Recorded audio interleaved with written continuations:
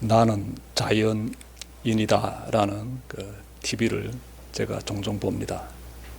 그 TV 프로 중에 나는 자연인이다라는 프로가 있지요. 한 번은 어느 한 노인이 질병에 걸려가지고 산속에 들어갔는데, 그곳에서 이렇게 자연과 더불어 살면서 몸의 병이 다 깨끗하게 치료되었어요. 그래서 이 노인이 근처에 있는 큰 바위 앞에서 제사를 하는 거예요. 산신령에게 제사를 하는데 엎드려 절하면서, 그리고 자신이 준비해온 몇 가지 그 음식을 큰 바위 높이가 한 10m 정도 됩니다. 그런 큰 바위 아래 자신이 준비한 음식 몇 가지를 딱 펴놓고 이 노인이 엎드려 절하는 거예요. 누구에게? 산신령에게. 그러면서 이럽니다. 그분이 저를 깨끗하게 치료해 줬다고 말하는 거예요. 질병에 걸려서 산속에 돌아가지고 자연과 더불어 살면서 잘 회복이 되었는데, 자신이 회복된 것은 산신령이 도와줬기 때문입니다 라면서 제상을 차리고 노인이 경건한 자세로 절하는 것을 제가 봤어요. 미신 숭배 현장이지요. 우리 주위에는 이런 모습들을 이렇게 종종 발견할 수 있습니다.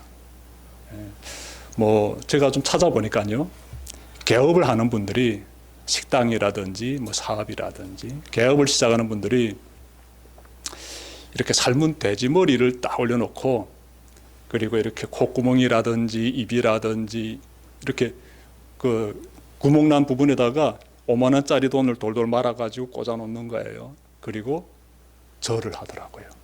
절을.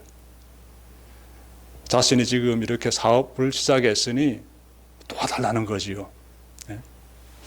미신행위입니다. 미신숭배 행위지요. 그런가 하면 점쟁이들을 찾아가기도 합니다. 그래서 점쟁이들에게 자신의 그 앞날에 대해서 좀 길을 열어달라고 부탁하기도 하지요. 어떤 생각이 듭니까, 여러분들? 점쟁이를 찾아가는 이유는 필경 그 어떤 믿음이 있기 때문이지요. 이렇게 말합니다. 저도 이렇게 책을 보면서 찾아냈는데, 알게 되었는데, 죽은 사람의 혼이 그 점을 보는 사람의 내면에 들어와 있다는 거예요. 그래서 그 죽은 사람의 혼이 지금 점쟁이를 통해서, 즉 무당을 통해서 나의 과거라든지 나의 미래에 대해서 이러쿵저러쿵 말한다는 거예요. 그래서 자신이 좀 이렇게 어려움 없이 잘 걸어가기 위해서는 구술하면 된다라고 해요. 근데 이런 것을 믿는 사람들 좀 꽤 되는 것 같습니다. 이렇게 이 미신이 이 사회 가운데 많이 퍼져 있고, 사람들은 미신 숭배를 통해서 무엇을 얻으려고 할까요? 그리고 왜 이렇게 사람들은 미신 숭배를 행하고 있는 것일까요? 여러분, 그것은 앞날에 대해서 예측할 수 없기 때문에 내가 지금 불안한 거예요. 그래서 이 불안감에서 벗어나고자 그러한 행위들을 하는 것이지요. 그러한 미신 행위들을 함으로써 내가 그 어떤 안정을 누린다는 거예요. 저는 그 부분을 충분히 이해합니다. 그럴 수 있겠다 생각이 들어요. 우리는 내일을 알 수 없기 때문에 당연하게 마음으로부터 불안감을 느낄 수밖에 없어요. 그래서 이 불안감을 다소나마 해소시키기 위해서 이러저러한 행위들을 선택할 수 있지요. 그것이 미신 행위가 될 수 있지요. 아닌가 하면 내가 물질을 의지한다든지, 그것도 내가 불안하기 때문에 그러는 거예요. 그래서 물질을 내가 신처럼 숭배할 수도 있어요. 아니면 내가 가지고 있는 지식이 나에게 그 어떤 불안감으로부터 벗어날 수 있는 길이 된다라면은 그 지식이 내가 숭배의 대상이 될 수도 있어요. 아니면 내 자신이란 나 존재가, 이것이 내가 굳세게 의지하고 있는 그러한 자기 신격화의 존재가 될 수도 있는 것이지요. 이렇게 우리는 살아가면서 불확실한 미래를 바라보면서 안정을 추구하는 가운데 미신 숭배 행위라든지 우상 숭배 행위들을 할 수 있습니다. 여러분, 하나님 믿는 사람들은 이렇게 하면 절대로 안 되지요. 왜 그럴까요? 우리는 알고 있으니까. 우리는 그러한 행위들을 통해서는 내가 원하는 궁극적인 안정, 평안, 내가 얻어야 하는 구원을 결단코 얻을 수 없음을 알고 있습니다. 그 길에서는 내가 그 어떤 것도 일시적인 것은 얻을지 몰라도 내가 반드시 이루어야 하는 그 평안과 자유함과 구원은 얻을 수가 없어요. 하나님 믿는 사람들은요, 이 미신행위, 우상숭배 행위에 절대로 빠지면 안 되겠습니다. 잘 좀 기억합시다. 여러분, 오늘 우리가 좀 말씀 가운데서 좀 깨달아야 되는 게 있는데, 하나님에 대해서 이 시간 빌어가지고 좀 잘 알았으면 좋겠습니다. 하나님에 대하여서. 여러분, 오늘 본문 4절 보시면요, 이렇게 말씀하고 있습니다. 개역 개정 성경에서 좀 더 원어를 살려서 번역하고 있는데, 이스라엘아 들으라, 우리 하나님 여호와는 오직 유일한 여호와이시니, 이렇게 말씀하고 있습니다. 그런데 신명기 6장 4절 말씀이 굉장히 중요한 말씀이에요. 여러분들이 이 시간 빌어가지고 꼭 외웠으면 좋겠어요. 이스라엘아 들으라, 우리 하나님 여호와는, 보십시오, 오직이라는 단어가 참 중요하지요. 오직 유일한 여호와시다, 이렇게 말씀하고 있어요. 그냥 여호와가 아니고 오직 유일한 여호와이시다. 그래서 이 말씀의 내용을 제가 좀 여러분들과 함께 나누고 싶습니다. 먼저 여러분 보십시오. 하나님 여호와라고 나오죠. 하나님 여호와, 의미가 있습니다. 하나님이라는 단어는요, 신을 가리켜요. 신, 초월적인 존재, 인간이 아닌 존재. 여기서 하나님은 만물을 창조하신 그 신을 가리키고 있고요. 이어서 나오는 여호와는요, 그분의 이름이에요. 이름. 자, 예를 들면 저는 사람이지요. 저는 사람이고 저의 이름은 손정열입니다 라고 말할 때, 하나님은 여호와이시다 라는 의미를 우리가 좀 이렇게 좀 금방 이해할 수가 있어요. 하나님은 신이시고 그분의 이름은 여호와시구나, 이렇게 금방 우리가 정리할 수가 있습니다. 자, 그리고 이어지는 내용 보니까 그분은 유일한 여호와이시다 라고 해요. 유일한 여호와. 유일한 여호와란 호칭 속에는요, 하나님의 전지전능하심과 영원 불변하심이 그 깊은 뜻이, 그분의 행하고 계시는 그런 그분의 어마어마한 그 역사, 능력들이 그 속에 담겨져 있습니다. 유일한 여호와라는 이 호칭 속에 그러한 의미가 담겨져 있어요. 우리가 믿는 하나님은 온 세상을 창조하시고 그리고 인도하시는 전지전능한 하나님이시고 유일한 하나님이시고, 그분은 우리 인간에게 찾아오셔서 약속을 맺으시는 하나님, 그리고 약속을 이루어가시고 지켜가시는 하나님이세요. 그래서 영원 불변하신 하나님이라고도 고백하게 되는 것이지요. 정리하게 되면은요, 이 세상에 보게 되면 막 신들이 많습니다. 막 여기도 신, 저기도 신, 막 신을 숭배하는 사람들 얼마나 많습니까? 셀 수가 없지요. 그런데 신명기 6장 4절 말씀 우리가 기억할 때, 하나님은 이 세상 가운데서 유일한 하나님이시고 그분이 모든 만물을 창조하셨다. 그분은 영원 불변하신 하나님이시다. 우리가 약속을 맺으시고 그 구원의 약속을 맺으시고 구원의 길로 끊임없이 우리를 인도하시는 전지전능하신 하나님이시다. 이 사실을 먼저 잘 기억하시면 좋겠습니다. 하나님께서 우리에게 요구하시는 것이 있습니다. 이 세상을 창조하신 그 하나님, 오직 유일하신 하나님, 참 신이 되시는 그분께서 우리에게 요구하시는 것이 있어요. 무엇일까요? 여러분, 6장 4절 앞부분에서 딱 나오지요. 이스라엘은 들으십시오 라고 세번역 성경에서는 번역하고 있는데, 원어를 그대로 번역하게 되면은요, 들으라 이스라엘, 쉐마 이스라엘, 이렇게 되는 거예요. 여기서 들으라는 명령형이에요. 명령이에요. 하나님께서, 신이 우리에게 명령하시는 거예요. 어떻게? 들으라라고. 그래서 이스라엘은 들으라 이렇게 말씀하고 있는데 우리가 무슨 부분을 깨달을 수 있는가 하면 하나님께서 지금 나에게 말씀하시는구나. 그래서 내가 귀를 쫑긋 세우고 들어야 되는구나. 이런 것을 우리가 이 말씀 가운데서 깨닫게 되지요.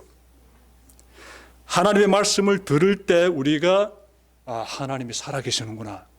하나님의 말씀 들을 때 그분이 전지전능하신 하나님이시구나. 그분이 참으로 신이시구나를 깨달을 수가 있어요.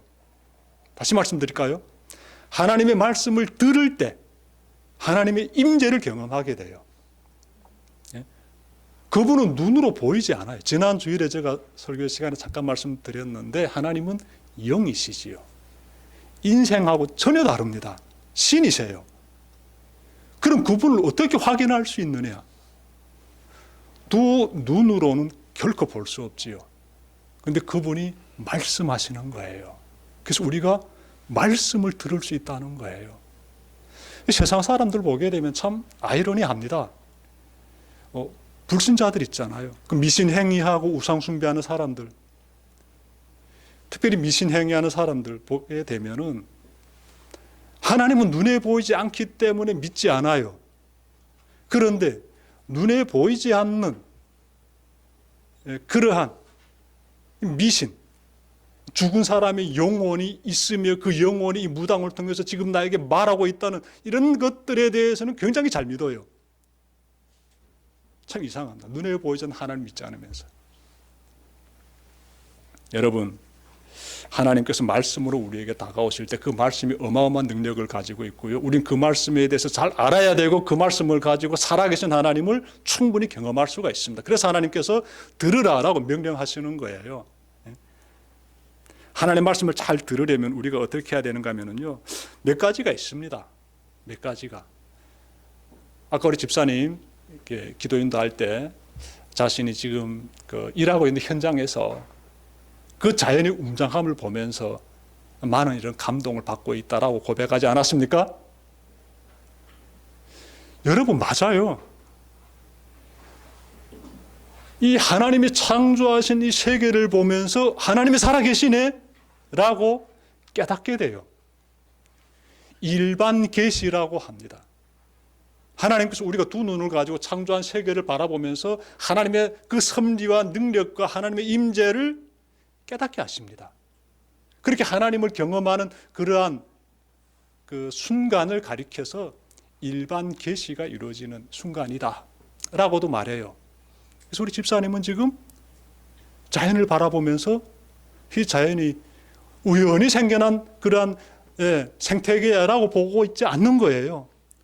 그 가운데서 하나님의 섭리를 느끼는 겁니다.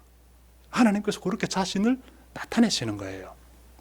그리고 또 하나, 여러분들이 성경을 읽을 때, 성경을 필사할 때, 그때 그 가운데서 하나님의 말씀을 대면하게 되고 나에게 하나님이 하시는 그 음성으로서 깨달을 때가 있습니다. 하나님께서 그렇게 말씀하셔. 신기하지요? 성경이 그냥 책이 아니에요.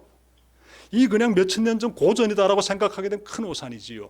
성경이 하나님의 감동으로 쓰여진 책이기 때문에 하나님의 영의 감동이 이 속에 담겨져 있기 때문에 이 내용을 읽다가 나에게 주신 하나님의 말씀으로 딱 깨닫게 돼요.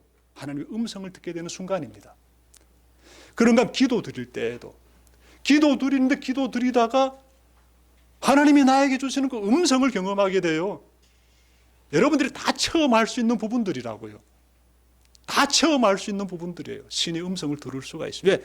신은 지금 우리에게 어떻게 들으라라고 지금 명령하고 있지 않습니까? 신은 말씀하시는 신이세요.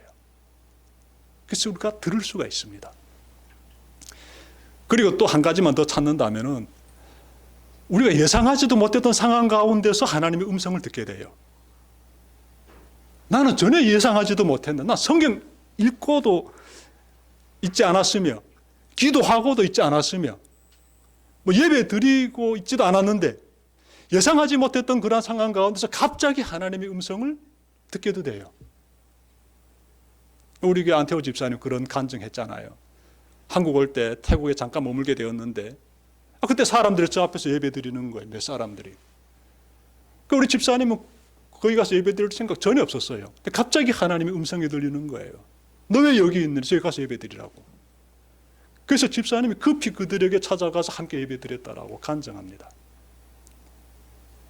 아니, 집사님이 갑자기 그런 행동을 왜 하겠습니까? 들렸기 때문에. 음성이 들렸기 때문에. 우리 믿는 하나님은요, 말씀하시는 하나님이세요. 그래, 하나님 말씀을 들어야 돼요. 그 말씀을 듣는 사람들은요, 굉장한 어마어마한 감동과 은혜 가운데서요, 정말 하나님 살아계십니다. 하나님 살아계십니다라고 고백하게 돼요. 그 삶이 영광의 자리지요. 축복의 자리지요. 여러분 모두 하나님 음성을 충분히 들으면서 걸어갈 수 있기를 바랍니다. 네? 여러분 이 시간 여러 가지 하나님 말씀 가장 잘 들리는 시간에 대해서 제가 말씀드릴게요. 하나님 말씀을 가장 잘 들을 수 있는 시간이 어느 때인가 제가 좀 전해드릴게요. 여러분 바로 주일에 이 하나님의 말씀이 선포되는 이 시간이 하나님 말씀 듣기 가장 좋은 시간이에요. 예. 주일에 설교가 막 이렇게 진행이 될 때 이 설교는요, 하나님 말씀을 본문으로 가지고 진행이 돼요. 그리고 설교자는 이 본문을 가지고 일주일 동안 기도드립니다. 일주일 동안. 저는 그래요. 그 월요일부터 주일 설교 시작되기 전까지 이 본문을 가지고 하나님께 계속 묻고 또 묻고 방향에 대해서 진짜 깨달은 대로 정리하고 수정하고 이러면서 하나님이 이 대성교회에 주시는 말씀이 무엇인지를 굉장히 귀를 세우고 듣고자 합니다. 그렇게 준비되어 가지고 설교하게 돼요. 그러니 이 시간 가운데서는 어떤 말씀이 선포되는가 하면 대성교회 소속되어 있는 구성원들에게 하나님이 주고자 하시는 그러한 메시지가 쫙 나오게 돼요. 저는 어떤 분이 저에게 이렇게 얘기하는 걸 들었습니다. 목사님, 설교 듣는데요, 나를 막 찌르는 것 같대요. 그래서 그 설교를 통해서 당신이 은혜 받는 겁니다. 나는 당신의 상황을 전혀 모릅니다. 난 당신이 마음에 찔림을 받아라고 그렇게 설교한 적도 없고 나는 아무것도 몰라요. 그냥 본문 가지고 설교했을 뿐인데 그 말씀이 당신에게 그 어떤 찔림으로 다가왔다면 그 부분에 대해서 하나님께 기도드리고 나에게 하나님께서 무엇을 요구하고 계시는지를 깨달아 가지고 그 부분에서 어떻게 해결해야지. 내가 잘못된 부분이 있기 때문에 찔림 받는 거예요. 그래서 회개하고 새 출발해야지요. 그래서 예배 가운데 말씀 통해서 충만한 기쁨을 누려야 되지요. 그리고 희망을 발견해야 되지요. 그래서 말씀을 듣고 그 가운데서 하나님의 나를 향한 그 애정, 나에게 심어주신 그 희망, 밝은 내일, 하나님과 함께 함으로 내가 좀 누리게 되는 그러한 평안함을 만끽해야지요. 그러면서 이러한 평안과 이러한 희망과 이러한 기쁨을 주고 있는 그 말씀 구절을 보면서 나에게 지금 주시는 하나님의 음성이 그 속에 담겨져 있음을 깨달아야지요. 주일 예배 설교 시간에 너무너무 중요한 것입니다. 하나님의 말씀이 이 시간대로 여러분들 가운데 깊이 잘 선포되기를 바랍니다. 또 여러분들은 말씀 잘 깨닫고 또 순종해야 되겠지요. 네. 오늘 본문에서는요, 온 마음과 뜻과 힘을 다하여 하나님을 사랑하라라고 말씀하고 있는데요. 여러분 5절 보십시오. 당신들은 마음을 다하고 뜻을 다하고 힘을 다하여 주 당신들의 하나님을 사랑하십시오. 이렇게 말씀하고 있지요. 그러니 앞부분에서는 이스라엘아 들으라 라고 하나님께서 명령하시고 우리 하나님은 오직 유일한 여호와 하나님이시다 라고 자신에 대해서 소개하시면서 뒤이어서 너희는 마음과 뜻과 힘을 다해서 하나님을 어떻게 사랑해라 이렇게 말씀하고 있어요. 나에게 주신 하나님의 말씀이 무엇일까요? 마음과 뜻과 힘을 다해서 하나님을 사랑하라는 거예요. 이 말씀이 지금 여러분에게 주시는 하나님의 말씀이에요. 마음과 뜻과 정성, 이 마음과 뜻과 힘 이런 내용들인데 최선을 다해라는 거죠. 최선을. 진실된 마음과 생명을 다하는 의지와 최선의 노력을 다하여서 하나님을 어떻게 사랑해라는 것인데 다시 말해서 액션을 취하라. 그만 액션 취하라. 말로만 사랑한다고 하지 말고 반드시 행동으로서 보여달라는 거예요. 하나님이 요구하십니다. 여러분 말로만 사랑한다고 되면은 그 사랑 진짜 사랑입니까? 아니죠. 행동을 보겠다는 거죠. 그 행동을 보면서 이 사람이 진짜 나를 사랑하는구나 확인하게 되는 것이지요. 제가 김창옥 씨가 하는 그 쇼를 종종 보는데요. 결혼 7년 차인 부부의 그 사연을 제가 봤습니다. 아내는 이혼 변호사입니다. 그러니까 이혼만 전문으로 이렇게 담당하는 변호사인데 이 남편이요, 이 사연 보냈습니다. 아내는 계속 이렇게 수시로 이혼하자고 말하는데 한 달에 한두 번꼴로 이혼하자고 말한대요. 그래서 이러다가 내가 정말 이혼 당할 것 같은데 어떻게 하면 좋겠습니까? 하고 질문하는 거예요. 조언을 구합니다. 그러자 김창옥 씨가 이 사연을 보낸 그 부부가 앞에 딱 앉아 있는데 아내에게 질문하더라고요. 왜 그렇게 이혼 자꾸 하자고 말했습니까? 그랬더니 이 이혼 변호사인 아내가 이렇게 말합니다. 아니 남편이요, 이 화법이 굉장히 투박하대요. 예. 좀 화법이 부드러웠으면 좋겠는데 투박하대요. 애정 표현 잘 못한대요. 예. 그래서 마음에 안 든다는 거지요.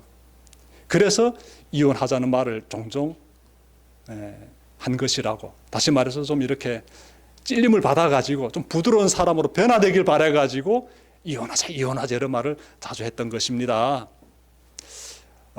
그 말을 들은 김창호 씨가 이렇게 말하더라고요.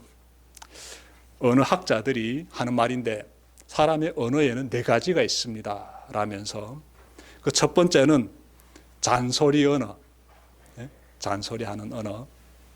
두 번째는 정보를 제공하는 언어, 정보만 가지고 데이터만 가지고 쫙 말하는 언어. 세 번째는 감수성의 언어가 있어요 라고 해요. 감수성. 이 아내가 원하는 부드러운 언어가 되겠습니다. 그리고 네 번째로 영혼의 언어가 있습니다 라고 해요. 언어학자들이 말하는 언어의 4가지인데 그러면 영혼의 언어란 무엇이냐 설명해 주더라고요. 그 사람이 반복적으로 하는 행동을 보게 되면 그 속에 영혼의 언어가 담겨 있대요. 그런데 앞서 이 이혼 변호사인 이 여성이 남편에 대해서 이야기할 때 이런 말 한마디 했어요. 우리 남편이 잘하는 거 딱 하나 있는데 설거지는 기가 막히게 잘합니다라고 해요. 설거지. 그냥 자신이 그냥 설거지는 맡아서 한대요. 김창호 씨가 이렇게 말했습니다. 아내분에게 당신의 남편이 반복적으로 하는 행동이 설거지라고 했습니다. 설거지. 그러면 그 사람이 반복적으로 행하고 있는 그 설거지가 그 사람의 영혼의 언어입니다라는 거예요. 그럼 그 남편이 설거지 왜 계속 했겠습니까? 여러분 남자들 설거지하기 굉장히 싫어해요. 설거지 좋아하는 남자 세상에 손 들라게 되면 안 들어요. 싫어해요. 그런데 그 남자가 왜 그렇게 설거지 하겠습니까? 아내를 사랑하니까, 아내를 굉장히 사랑하니까 부드러운 말로는 할 줄 모르고 자신이 잘할 수 있는 건 설거지이기 때문에 그래서 그렇게 열심히 설거지했던 것이에요. 그러면 이 남편의 영혼의 언어는 무엇이겠습니까? 설거지인 것이지요. 이 김창옥 씨가 이 부분에서 쭉 얘기해 주니까 두 부부가요 얼굴이 환해지더라고요. 서로 기쁘게 환하게 웃으면서 마주보는 장면이 참 제가 봤을 때도 아름답습니다. 그동안의 오해가 싹 사라지는 거예요. 남편은 남편대로 안타까웠지요. 나는 이 여자 사랑하고 좋아하는데 여자는 자꾸 내보고 이혼하자고 하니까 속상했지요. 그 극성하는 게 설거지만 했던 것이에요. 근데 아내는 이 남자는 왜 계속 설거지만 할까? 도대체 왜 저러지라고 질문 가지고 있었는데 이 언어학자들이 이러한 내용을 쭉 김창옥 씨가 풀어주니까 부부가요 오해도 다 사라지게 되고 이 남편이 나를 이렇게 사랑하는구나 이 여성은 확인하게 되고 이러면서 밝게 웃는 거예요.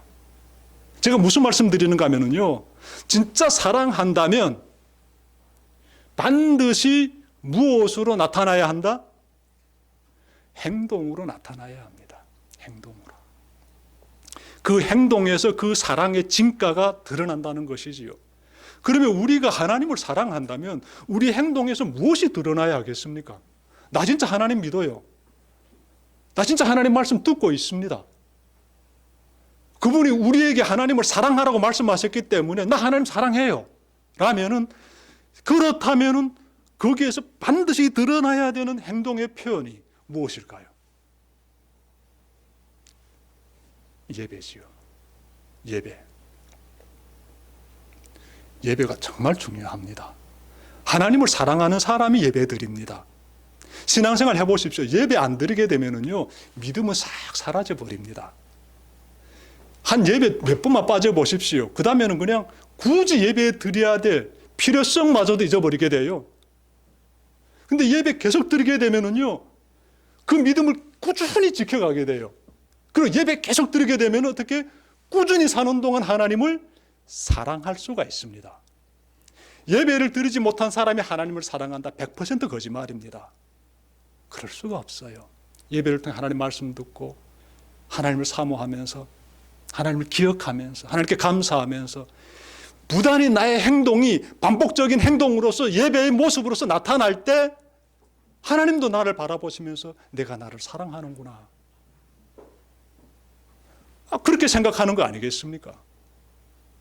예배가 너무너무 중요하지요. 우리는 예배가 빠지게 되면 믿음도 똑같이 사라진다는 사실을 정말 잘 알고 있습니다. 그럼 제가 끝으로 우리 자녀들은 어떻게 우리가 이 믿음의 자리로 잘 인도해야 할까 좀 나눠보고 싶어요.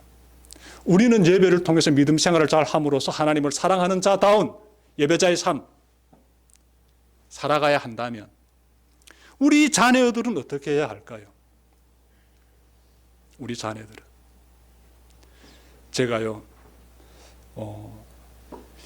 참 대한민국에 와서 가정도 꾸리고 자녀들도 이렇게 키우면서 보니까 제가 진짜 깨달은 게 있습니다. 이 보이지 않는 하나님의 힘을요 진짜 깊이 깨닫고 있습니다. 예. 저희 자녀들은 뭐 태중에서부터 하나님을 믿었다, 저는 그렇게 생각해요. 왜냐하면 임신해서부터 계속 찬양 듣고 설교 듣고, 예. 아기들 태중에서도 좀 듣는데요. 그렇게 자라가지고 또 세상에 태어난 다음에는 주일이면 응당 교회 가서 예배 드려야지, 이런 삶을 사는 거예요. 지금까지 살아가고 있습니다. 그때는 교회에서 집까지 거리가, 또 집에서 교회까지 차로 한 40분 정도 이렇게 운전해야 되는데 아이들이 어렸을 때 멀미 많이 했어요. 그래서 자주 토하더라고요. 그래도 매 주일이면 토하면서도 계속 교회 가는 거예요. 가면 아이들이 어떻게 합니까? 설교 알아듣겠습니까? 그냥 앉아 있는 거지요. 이렇게 크레파스에다 종이 주게 되면 크레파스 종이 가지고 그림도 그리기도 하고 뒤에 앉아서. 우리 아이들이 그렇게 컸습니다. 그렇게 유치원까지 보내고 학교 딱 입학하게 되니까 제가 걱정이 들더라고요. 야, 학교에서는 진화론을 가르쳐 주는데 아이들이 신앙에 영향받지 않을까 우려했습니다. 그런데요, 저는 종종 우리 자녀들과 신앙과 관련돼 가지고 대화를 합니다.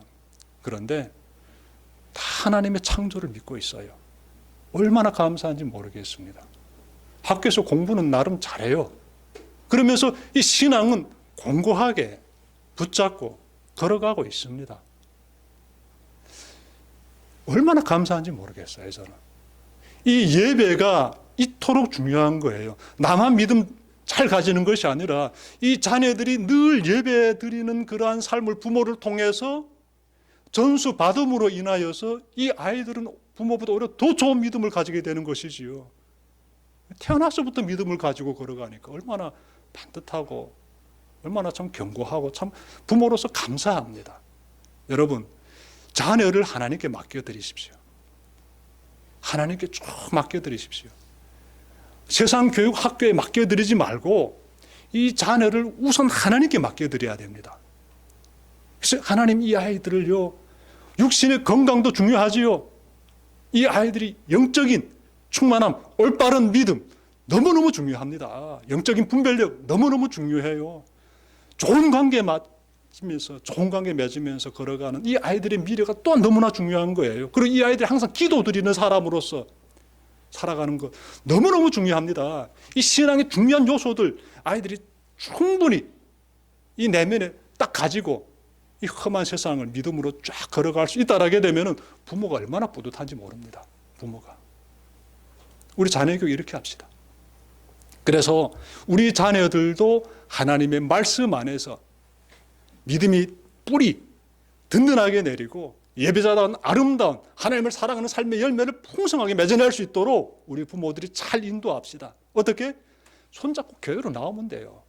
예배의 자리로 자녀들을 한 사람 한 사람 여러분들이 인도하면 그러면 되는 것이에요. 저는 그럽니다. 믿음은 어디에서 난다? 로마서 10장 17절 들음에서 난다. 어디에서? 들음에서 난다. 듣지 못하면 믿음도 사라져버린다. 이렇게 말씀하고 있죠. 믿으면 들음에서 생기고 들음은 그리스도를 전하는 말씀에서 비롯됩니다. 사도 바울이 정확히 말하고 있어요. 정말 너무너무 귀한 말씀이지요. 여러분들이 정말 말씀을 사모하시고요. 자녀들도 말씀의 자리에 다 임할 수 있도록 그들을 인도해 주시기를 바라요. 그럼 나머지는 하나님께서 책임져 주십니다. 여러분들 믿음도 견고하게 잘 자라게 해주시고 자녀들도 믿음의 사람으로 잘 키워주실 줄 저는 믿습니다. 예.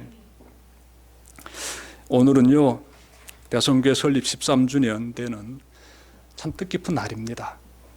예.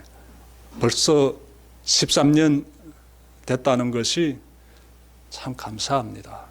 하나님께서 우리를 이렇게 말씀으로 우리 교회를 다 붙잡아 주시고 인도해 주셨어요. 대성교회가 참 축복 많이 받았습니다. 개척하기 전에 하나님께서 저에게 약속하셨거든요. 약속.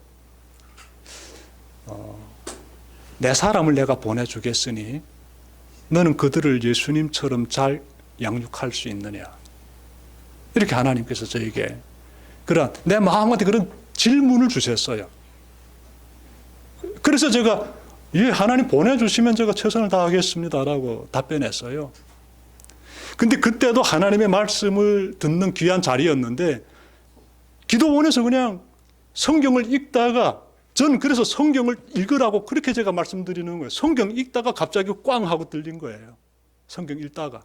그 기도원 그 청계산 기도원 그 산 꼭대기에 그 햇빛 비치는 양지가 아니고 그 능지 쪽에 앉아가지고 사람도 없는데 그냥 혼자서 그냥 겨울에 12월 달에 그 참 바위에 그냥 앉아가지고 성경 요한복음 읽다가 갑자기 쾅 하고 그냥 하나님 말씀이 들려가지고 그러니까 성경 읽을 때 하나님 말씀이 임한다는데요. 그래서 그 말씀 딱 듣고 요한복음 17장 6절 말씀이었는데 세상 중에서 내게 주신 사람들에게 내가 아버지의 이름을 나타내었나이다. 그들은 아버지의 사람인데 아버지께서 내게 주신 그들 아버지의 말씀을 행했다고 이 귀한 말씀이 요한복음 17장 6절에서 나오는데 저는 그 앞부분이 그냥 마음이 확 와닿았어요. 아버지께서 내게 주신 사람들에게 내가 아버지의 이름을 나타내었나이다. 와 하나님 그러면 대성교회에도 하나님께서 당신의 사람들을 보내주시겠네요. 전 그때 이런 믿음을 가졌던 거예요. 하나님 당신의 사람들을 보내주시겠네요. 와 나는 한 사람도 데려올 수 없는데 하나님 당신께서 당신의 사람들을 보내주신다게 되면은 제가 교회를 개척하겠습니다. 그래서 교회가 개척된 거예요. 그리고 나서 하나님께서 진짜 당신의 사람들을 보내주셨습니다. 저는 진짜 경험했어요. 제일 먼저 탈북민들을 막 보내주셨어요. 탈북민들. 그리고 불과 몇 달도 안 지나가지고 한국의 성도들도 보내주시고 그리고 뭐 미국 사람, 뭐 인도 사람, 부룬디 사람 이렇게 막 보내주는 거예요. 중국 조선족 우리 권사님도 보내주시고 링걸 집사님도 보내주시고 아니 그러니까 이 교회가 다민족 공동체가 되어버린 거예요. 저는 그래서 개척하자마자 하나님 보내주신 사람들을 보면서 이 다민족이 하나님 안에서 하나가 되는 것을 경험했어요. 정말 서로가 서로를 따뜻한 시선으로 바라보면서 하나가 되는 것을 깊이 경험했어요. 저는 그때 그 순간들이 전 주마등처럼 흘러갑니다. 우리가 어떻게 지내왔는지 지금도 우리 대성에는 그 여정 가운데 있습니다. 하나님 보내주신 분들이 여러분들은 하나님이 보내주신 분들이에요. 그래서 하나님께서 여러분들을 통하여서요 굉장히 하나님 정말 이 교회를 세워가시는 기둥으로 여러분들 삼아주실 것이고 이 대성교회를 통해서 더 많은 사람들이 또 하나님께 나와서 예배 드릴 수 있는 그런 경배자들로서 세워주실 줄 저는 믿습니다. 더 크게 나가서 북한에 있는 백성들까지 품을 수 있는 그러한 대성교회로서 복음통일의 전초기지로서 이걸 감당할 수 있는 대성교회로서 하나님께서 세워주실 줄도 간절히 소망하고 있습니다. 기대합시다. 하나님께서 지금까지 인도해 주셨는데 앞으로도 우리를 말씀 가운데서 예배자로서 잘 걸어갈 수 있도록 인도해 주실 줄 믿습니다. 이 길에서 대성의 모든 교우들이 주님의 말씀을 듣고 하나님께 충성을 다하는 그러한 예배자로 잘 세워지시기를 주님의 이름으로 축원합니다. 기도드립시다.